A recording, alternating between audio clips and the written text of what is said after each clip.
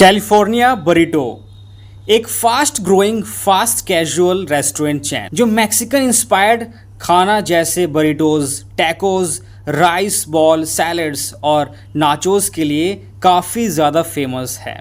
इसका शुरुआत जो है 2012 में एक अमेरिकन एंटरप्रेन्योर बर्ट म्यूलर ने किया था, जिन्होंने इंडिया में मैक्सिकन फूड की कमी को देखा और उससे एक अपॉर्चुनिटी बनाया। आज ये ब्रांड 103 प्लस आउटलेट के साथ इंडिया में एक बड़ा नाम है और 2024 में इसने $23 मिलियन लगभग 196 करोड़ रुपीस का रेवेन्यू क्लॉक किया। ये केस स्टडी बर्ट म्यूलर की जर्नी, उनके चैलेंजेस और कैलिफोर्निया बरीटो के सक्सेस के पीछे की स्ट्रेटजीज को एक्सप्लोर करता है।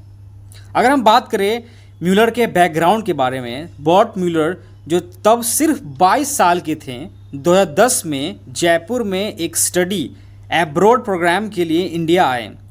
विलियम एंड मैरी कॉलेजेस से म्यूज़िक और पब्लिक पॉलिसी पढ़ रहे म्यूलर का कभी बिजनेस स्टार्ट करने का प्लान नहीं था, लेकिन एक क्लासमेट के साथ इंडियन होस्ट फैमिली के मैक्सिकन फूड सर्व करने के बाद उनके एक्साइटेड रिएक्शन ने म्यूलर के दिमाग में आइडिया डाला। उन्होंने नोटिस किया कि इंडिया में बर्गर्स, पिज़्ज़ाज, फ्राइड चिकन के आउटलेट्स तो ढेर सारे हैं, लेकिन मैक्सिकन फूड के ऑप्शंस ऑलमोस्ट ज़ीरो। ये रियलाइजेशन उनके लिए इंस्पिरेशन बनी। अगर हम बात करें बर्ट म्यूलर की चैलेंजेस की, शुरुआती जो दौर में जो चैलेंजेस होते हैं हर एंटरप्रेन्योर्स को, 2011 में डिग्री कंप्लीट करने के बाद म्यूलर ने अपने 2 चाइल्डहुड फ्रेंड्स धर्म खालसा और ग्लेन ड्रैपर के साथ मिलकर इंडिया में कैलिफोर्निया बरीटो स्टार्ट करने का डिसीजन लिया।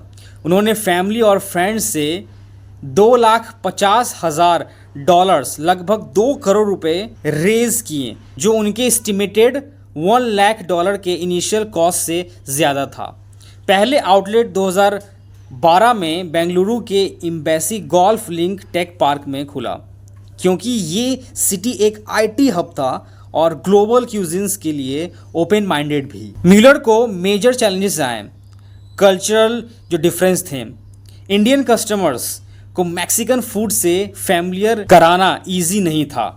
कुछ कस्टमर्स इनिशियली बरीटो को फॉर्क और स्पून से खाने की कोशिश कर रहे थे, होता है ना, शो ऑफ करते हैं। ट्रस्ट इशू बहुत तगड़ा आया था इनिशियल डेज में।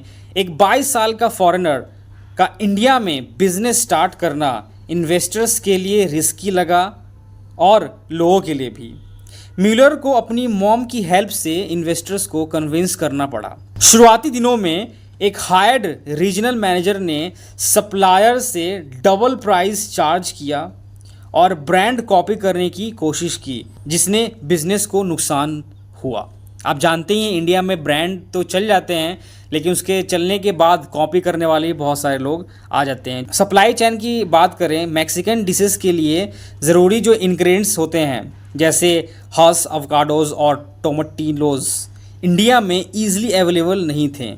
अब ये टोमेटिलोज क्या होता है आप सोच रहे होंगे, तो ये टोमेटिलोज जो है एक टमाटर की तरह ही होता है, ग्रीन टमाटर की तरह, लेकिन टोमेटिलोज अमेरिका में होता है। ये एक छोटा सा टमाटर जैसा शेप का दिखने वाला एक फ्रूट होता है, जिसके ऊपर एक थिक पेपर टाइप चढ़ा होता है, जो कि गर्मियों के मौसम में ही अमेरिका में मिलती है ये चीज़ें, ठीक है। और अवोकाडोज भी बहुत मुश्किल से इंडिया में मिलता है, आप सभी लोगों को पता है, ये अवेलेबल नहीं रहते हैं। ये बहुत बड़ा चैलेंज था म्यूलर के लिए, इसे कहाँ से अरेंज किया जाए। स्ट्रेटजी और इनोवेशन की बात करते हैं। म्यूलर ने कई स्ट्रेटजीज एडॉप्ट करके चैलेंजेस का सामना किया और कैलिफोर्निया बरीटो को एक पॉपुलर ब्रांड बनाया। म्यूलर ने इंडियन टेस्ट के हिसाब से मेन्यू कस्टमाइज किया, जैसे पनीर बेस्ड डिशेस और वेजिटेरियन ऑप्शंस ऐड किए, जो इंडियन कस्टमर के बीच हिट हुई। ये स्ट्रेटजी इनका काफ़ी तगड़ा हो गया और कहते हैं तुक्का लगाया था जो चल गया। और पनीर तो इंडिया में लोग पसंद करते ही हैं, तो वो कस्टमाइजेशन किया। बरीटोज में तो जानते हैं आप लोग बीफ भी डलता है, तो वो हटा के और इंडिया में पनीर को रिप्लेस किया गया बीफ से। फ्रेशनेस का फोकस, ब्रांड ने फ्रेश इंग्रेडिएंट पे ध्यान दिया, जैसे ऊटी से फ्रेश लेटेस और लोकल मार्केट से वेजीज।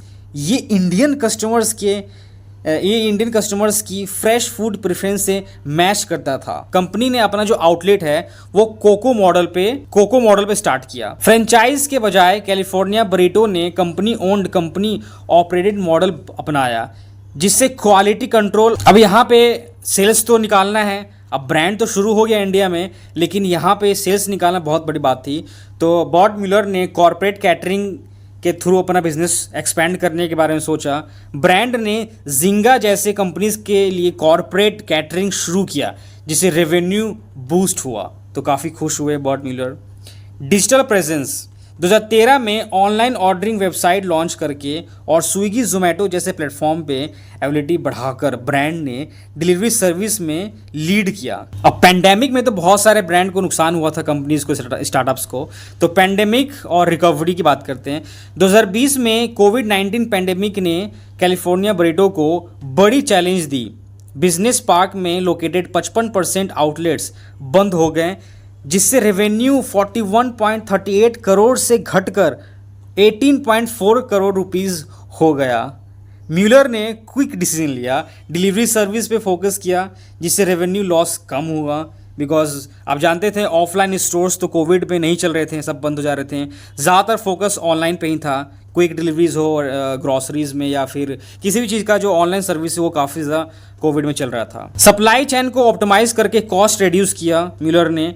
2021 तक ब्रांड ने अपना बेस्ट परफॉर्मेंस वापस अचीव किया, जिसमें सेम स्टोर सेल्स में 20% से ज़्यादा ग्रोथ हुई। म्यूलर ने इंडिया में मैक्सिकन डिशेस के लिए ज़रूरी इंग्रेडिएंट्स की फार्मिंग भी करना शुरू की। उन्होंने 500 हैश अवकाडो ट्रीज लगाएं।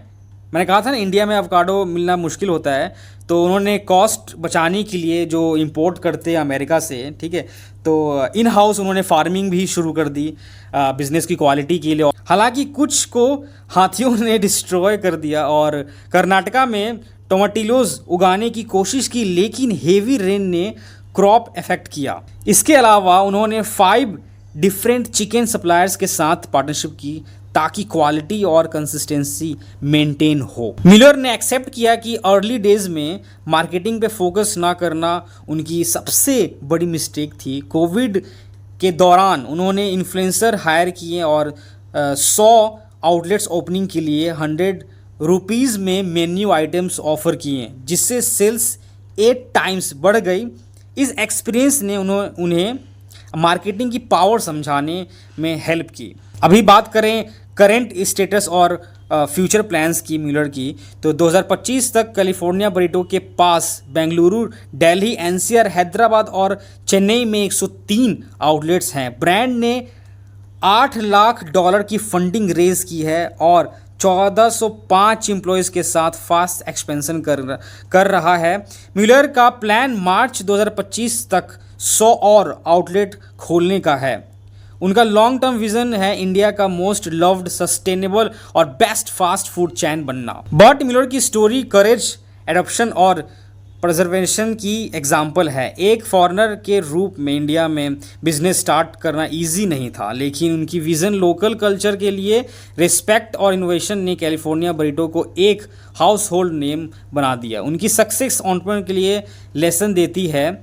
मार्केट कैप को स्पॉट करो। म्यूलर ने मैक्सिकन फूड की कमी को अपॉर्चुनिटी में बदला। लोकल टेस्ट को अडॉप्ट करो, ये होना चाहिए। इंडियन कस्टमर के लिए कस्टमाइज्ड मेन्यू ने ब्रांड की एक्सेप्टेंस बढ़ाई। क्वालिटी पे ध्यान दिया, फोकस किया। फ्रेश इंग्रेडिएंट और कोको मॉडल ने ब्रांड की क्रिएटिविटी बनाई। सही टाइम पे मार्केटिंग स्ट्रेटजी ने ब्रांड की रीच बढ़ाई।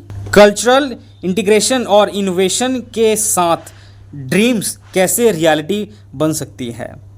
तो यही था आज का वीडियो। आई होप आप सभी लोगों को अच्छा लगा होगा, तो शेयर करें और देखो कि फॉरेनर्स इंडिया में आके कितना तगड़ा बिजनेस ग्रोथ कर रहे हैं, लेकिन हम इंडियंस क्या कर रहे हैं। हम कस्टमर बन रहे हैं लेकिन हम एंटरप्रेन्योर नहीं बन रहे हैं। तो शेयर करें वीडियो और चैनल पहली बार आए हैं तो चैनल को सब्सक्राइब भी करें। बाय।